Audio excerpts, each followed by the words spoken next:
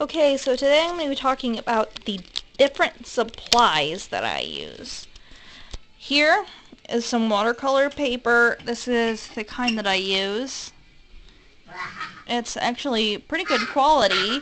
This is the very first watercolor I've done, and this works great with just doing it with pencil, or you can actually go with waterproof ink.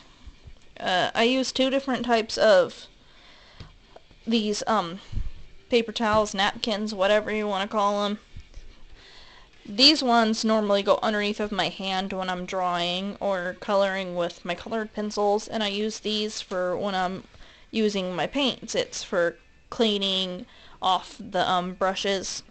This here is masking fluid. So if I were to do like a background for this character or something, I would paint over a completely dried piece of work after all of the coloring here is done. And let that masking fluid dry, and I paint the background, and I can go over this area without messing it up, and then let it dry again and peel all the stuff off. So that's cool. Here's what I use for watercolors. This is the brand, and all of my paintbrushes are the exact same brand. You can get all these at Walmart, including the paper. What I use to draw my colored pencil works on is just plain cardstock, and you can get that at Walmart too.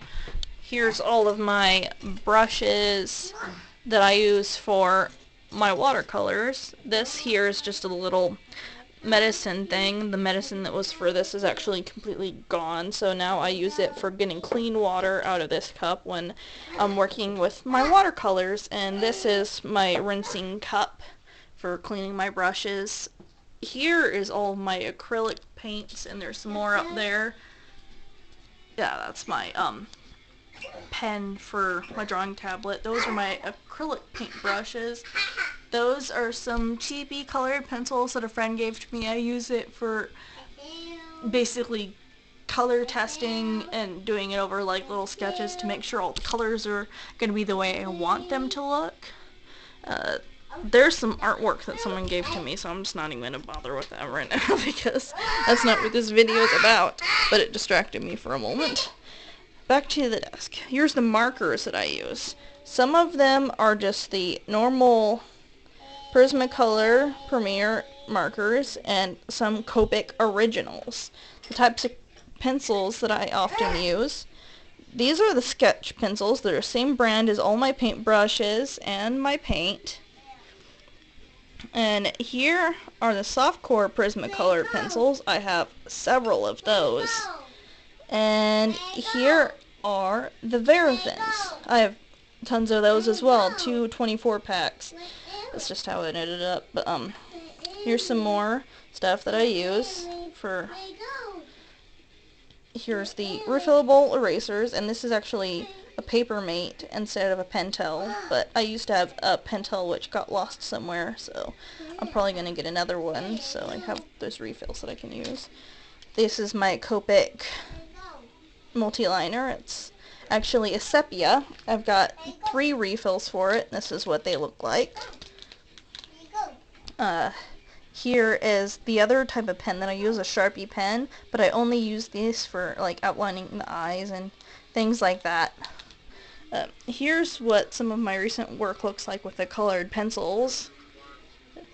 Not even close to being done, and now Aaron's watching a watercolor video because he turned my computer on. And here's all of my palette things that have my watercolors in them, and there's actually 2 of each kind. There's 3 different kinds, so I actually have 6 of these. They're about $3.49 at Walmart for a pack of 3, and I bought 2 of them. Here I have like a whole bunch of my small pencils and things like that. If I can get this open for a moment, I can show you another cool item that I happen to have in there. These are great for extending the life of your pencils.